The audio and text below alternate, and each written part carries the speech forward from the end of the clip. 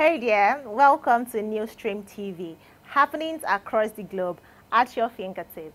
Do well to like this video by giving it a thumbs up, share this video, and don't forget to subscribe. Enjoy. So the competition is ongoing. We have players there and half back here. It's really very disappointing. But we thank God for everything.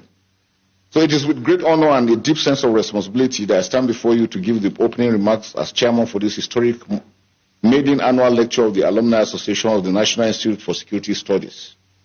Let me begin by commending the leadership and members of the Alumni Association for organizing this event, which serves as a platform for critical discourse on issues of national and global security. The National Institute for Security Studies has over the years established itself as a citadel of excellence in the training and development of security professionals.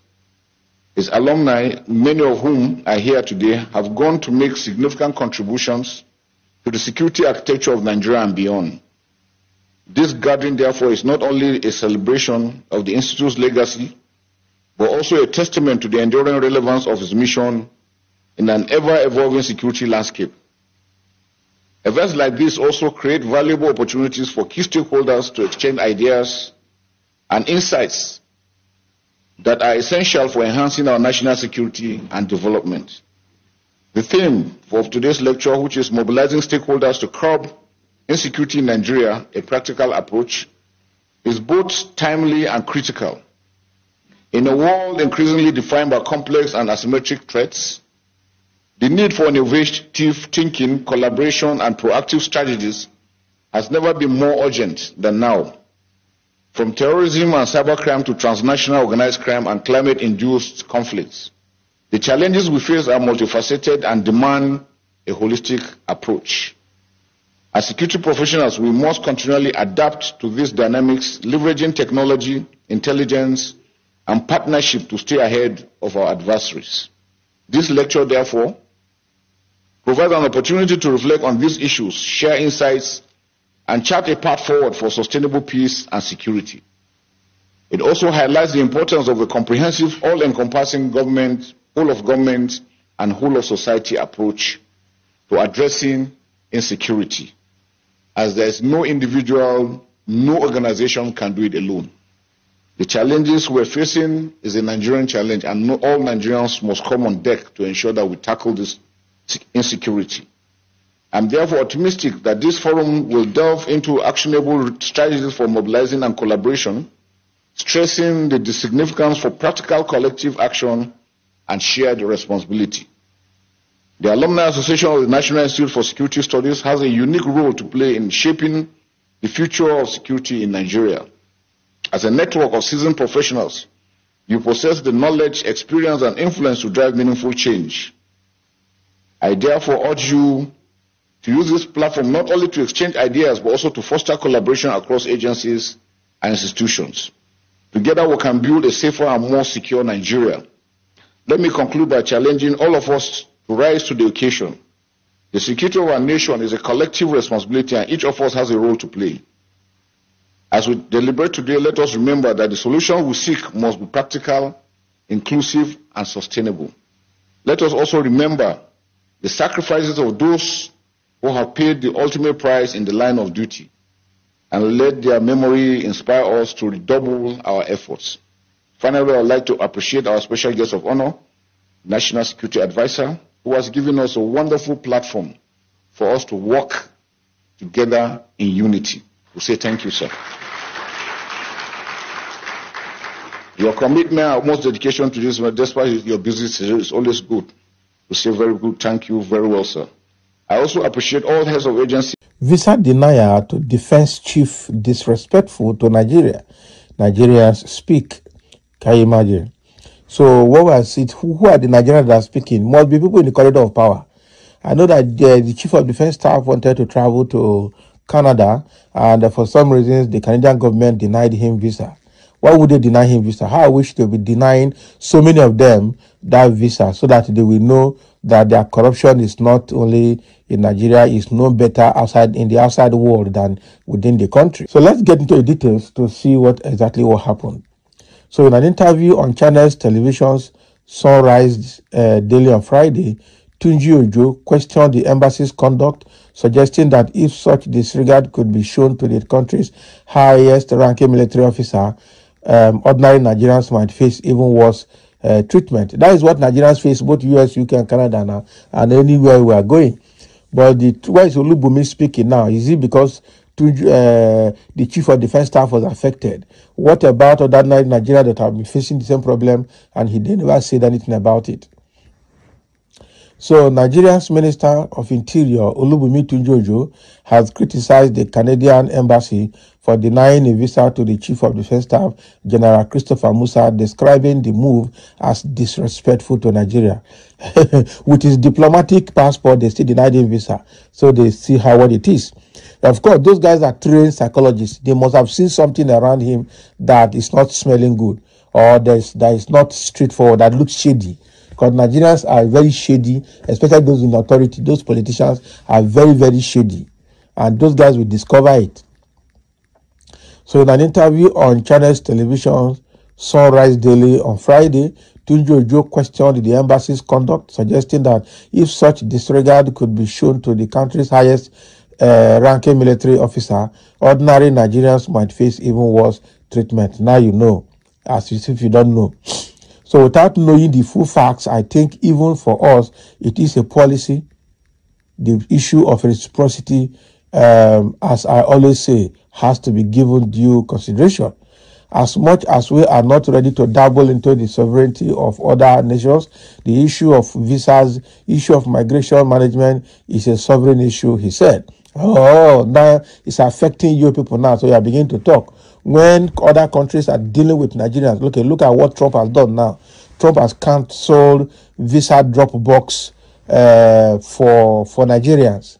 Can you imagine some other countries in the world? So the minister described the decision as not just disrespectful to the Chief of Defense Staff, but to Nigeria as a whole. So go and do something about it if you can. So as much as we don't want to dabble into that, it is not a disrespect to the Chief of Defense Staff. To me, without knowing the fact, it is disrespectful to the country, and it is disrespectful to us as a people. That is to tell you that you don't have value now. So if that can happen to the Chief of Defense Staff, then I am worried for an average Nigerian, he added. Now today you know. Go and do something about it if you think it is something you must handle. So Tunji-Ojo further expressed concerns over the rationale behind Canada's decision, stating that even if the embassy had concerns, diplomatic channels should have been used. So he assured that the Ministry of Foreign Affairs would take necessary steps to address the matter and ensure mutual respect between both nations.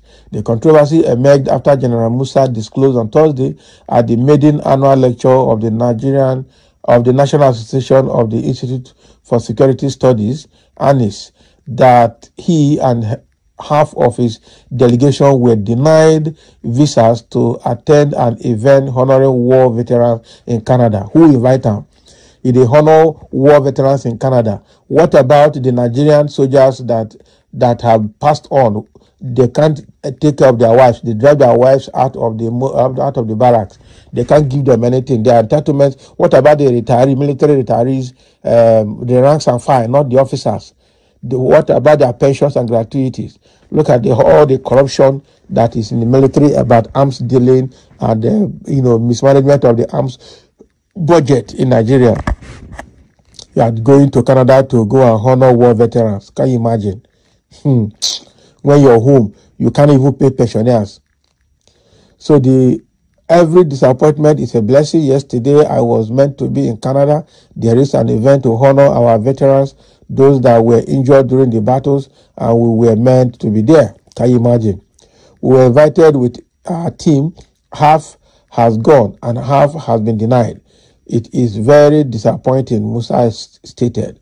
The Cable reported on Thursday how Nigeria's National Security Advisor, NSA, Nuhu Ribadu, also condemned Canada's decision using strong language to express his displeasure. Now, English they speak. Go and ask them now. You can only talk in your own media. You cannot tell them what to do. When you go and see that interact now, you'll be see that operation probably, or that visit shouldn't have taken more than 10 or 15 people, but you go and see 100 people. I'm telling you, the same way Tinubu was not Saudi Arabia, that they went to almost three private jet loads of people. Or so private jets had to go almost twice. What are you going with people to do? You are making a trip, you are carrying over 200 or 300 people to go and discuss what with you? People who do not have security implications, people who do not have anything. When they read them, they start jackpying, and then, there must be a reason they deny them. They can't stop it. Thank you for the courage to say Canada denied you visa. They can go to hell, Ribadu said at the same event. Make it not talk. They can go to hell. They will go to hell. And you are the person complaining. It doesn't bother them. Ribadu described the decision as painful and disrespectful, but insisted that Nigeria remains resilient. So even though it is painful, it is disrespectful, but we are peaceful and strong, and I agree with you that it is time to fix our country. Yet, this is another reason we work hard to make Nigeria work, he added. Oh, now Binance man has exposed you now for money matters, and you are there. The NSA also commended Musa for his leadership in the fight against insecurity, noting that security agencies are collaborating across the country to tackle threats. You try well. You guys have just been disgraced. Quite unfortunate for you. You guys have just simply been disgraced. You guys have just simply been disgraced. So now you see, 2 doses of disgrace for Nigeria. Binance man had just made a confession that indicted Nuhu Ribadu. Now, Canadian embassy denied Nigerian military chief visa to go to Canada. Can you imagine? That is 2 blows in less than 48 hours. 2 big blows. 2 big blows. General Christopher Musa, all of them think what they can do here, they can go and do it anywhere. It doesn't work that way. It doesn't work that way. Let me see. Somebody say it is time foreign embassies know that reasonable Nigerians actually want a visa ban for all politically exposed persons. They should stay home and fix the country. Exactly. Somebody say some morons here without pride are supporting the Canadian government. Look at how South Africa is dealing with Trump and India dealing with Canada. Some with no shame of any kind blaming APC. Nigeria should summon the ambassador and write a letter to demand reasons for such. Moreover, Canada have less stake in Nigeria economy. Go and write a letter now. Why are you coming here to talk about it? If you think that what Canadian embassy has done is wrong, write a protest letter to them. All of you will be supporting evil and know that your life is even good in the first place. In terms of what use and value has all the other journeys and visits made to Nigerians? Exactly, including the briefing that Chicago attends regularly in France. Chicago attends regularly in France on how to impoverish the country. Nigeria died a long time ago in the hearts of majority of her citizens. Anybody protesting against Canada is a beneficiary of the rot and corruption of this government. And that is true. Exactly. I agree with you.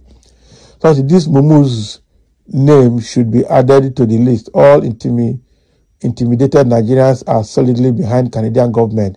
That is it.